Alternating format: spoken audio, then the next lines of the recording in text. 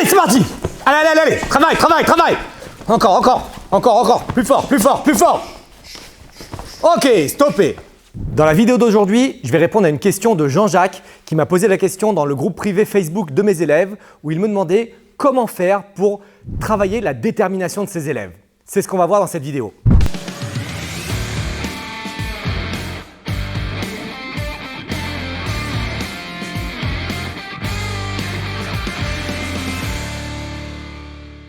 Avant de répondre à la question de Jean-Jacques, ce que je t'invite à faire, c'est de rejoindre ma liste privée d'emails pour pouvoir recevoir les emails qui peuvent te sauver la vie. Chaque semaine, je t'enverrai des emails. C'est une véritable formation continue et une formation entièrement offerte. Pour pouvoir rejoindre cette liste privée, tu peux cliquer sur le lien que tu trouveras sous la vidéo. Quelle est la façon de pouvoir augmenter la détermination de ses élèves? Donc là, c'est une question qui vient d'un professeur de Krav Maga, mais évidemment, si toi, tu n'es pas professeur de Krav Maga, mais que tu as juste envie d'utiliser cet exercice, tu peux aussi le faire.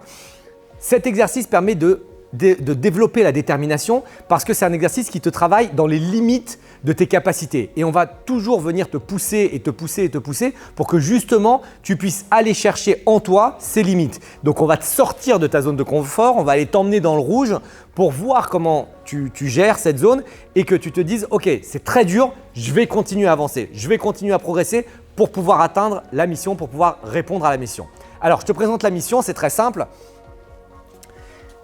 Tu travailles avec un partenaire et tu as besoin d'une sangle. Donc, ça peut être une ceinture si elle est solide. Là, on a pris les sangles de suspension. Ça peut être un élastique aussi si c'est des gros élastiques qui sont solides, pas si c'est un élastique qui va claquer en 2 secondes parce que ça pourrait mettre en danger la sécurité de ton partenaire. Ici, on va définir une ligne au sol où l'objectif de ton partenaire, c'est d'avoir en permanence un pied sur la ligne au minimum et de pouvoir frapper vers l'avant. Ça veut dire que tant qu'il n'a pas le pied sur la ligne, il ne peut pas frapper, il n'a pas atteint l'adversaire, il n'a pas atteint sa mission. Okay, ça, c'est vraiment important. Tu définis une zone, peut-être tu mets un bout de scotch par terre, tu as une ligne sur tes tatamis. Essaye de trouver quelque chose de visuel pour qu'il n'y ait pas de doute sur sa mission. D'accord? Et il sait que tant qu'il est ici, il n'est pas sur la ligne, il n'est pas sur la ligne. Là, il est sur la ligne et là, il peut travailler.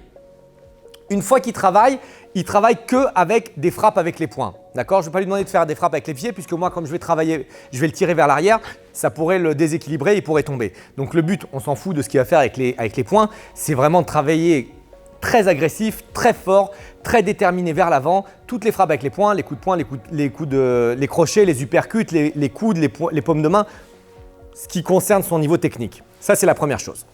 Le travail de la personne qui est derrière, il est très simple, il va mettre la sangle au niveau du ventre, okay? Il va tenir la sangle ici avec les 2 poignets et mon but, c'est de mettre de la tension et de la pression sur la personne qui est devant.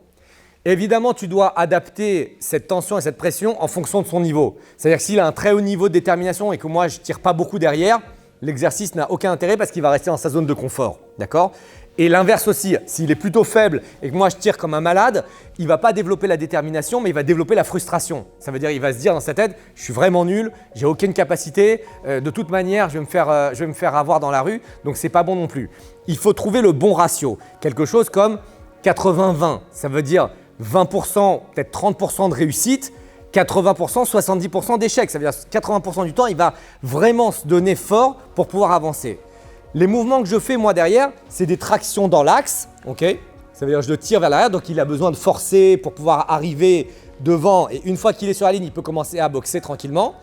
Et je peux aussi faire des tractions vers les côtés. Ça veut dire que je peux me déplacer et tirer un petit peu sur le côté gauche ou je peux me déplacer et tirer un peu sur le côté droit, okay? Pour qu'il puisse travailler ses stabilisateurs et que aussi si je tire que dans l'axe, il a compris la direction dans laquelle j'allais. Si je vais légèrement sur le côté, il doit retrouver une nouvelle stabilité. Donc c'est aussi important pour lui. Cet exercice, il est excellent si tu veux développer ta détermination. Encore une fois, je te rappelle qu'il faut vraiment faire attention au rapport entre les 2 personnes qui pratiquent. La personne qui est derrière et qui tire et la personne qui est devant et qui frappe. Donc il faut être avec un rapport intelligent pour ne pas frustrer la personne ou pour ne pas faire en sorte qu'il ne travaille pas et qu'il ne ressente pas le travail. Au niveau des temps de travail, on va dire que pour un débutant, s'il arrive à rester non-stop, à frapper, à être agressif et à être en train d'essayer d'avancer non-stop pendant 1 minute, 1 minute 15, c'est excellent. D'accord ? Tu vas voir qu'au bout d'1 minute 15 comme ça, il sera déjà mort de fatigue. Donc commence par ce genre de timing. Une fois qu'il commence à être meilleur, une fois qu'il commence à être niveau intermédiaire, tu peux pousser jusqu'à 2 minutes, 2 minutes 30 de travail. Et pour les avancés, on va 3 minutes et plus. Si tu fais un round comme ça de 5 minutes c'est par exemple un round dans un octogone sur les combats en cage. Donc tu vois que c'est des choses qui sont très très physiques. S'ils travaillent comme ça pendant 5 minutes, ce qui ne correspond pas à notre réalité de la rue. Chez nous, la rue c'est 10 secondes, 20 secondes, 30 secondes maximum. Mais si on travaille sur des durées de 5 minutes et on apprend à déterminer sur 5 minutes, à ne jamais lâcher, à avancer, à frapper, imagine comment tu vas gérer un combat de rue, imagine quelles ressources tu auras développées dans ton corps pour pouvoir te dire « Waouh, 10 secondes c'est rien, 15 secondes c'est rien ».